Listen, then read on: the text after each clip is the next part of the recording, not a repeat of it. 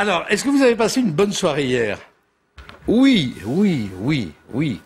ça a été une soirée haletante, inattendue. Finalement, je ne pensais pas que je regardais un vaudeville.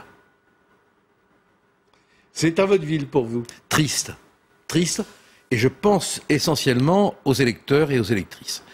J'ai l'impression que l'UMP, c'est devenu la Côte d'Ivoire. On se demande qui de Fillon ou de Copé et Ouattara ou Gbagbo. Peut-être qu'on va envoyer la marine pour les séparer. Ça veut dire que vous lancez un appel implicite d'ailleurs aux électeurs, à tous ces militants qui se sont déplacés, qui ont affronté les queues, le froid, en leur disant... Je leur dis, écoutez, bon, vous êtes éminemment respectables, et on ne peut que comprendre votre désarroi, et on n'a pas le droit de s'engosser.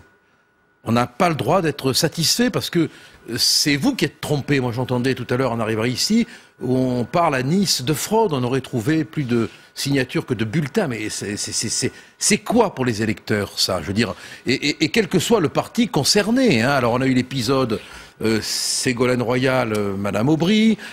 Au demeurant, Fillon et Copé devraient s'alerter, parce que les deux ont disparu.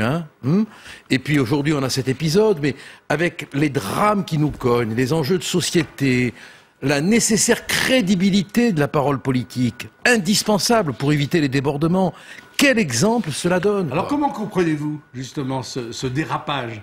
Les égos, la folie des égos, la maladie du pouvoir à tout prix, sans un cap idéologique, sans un cap patriotique. Si vous voulez, moi je vous le dis comme je le pense, ils sont incapables d'aller au-delà d'eux-mêmes. Voilà.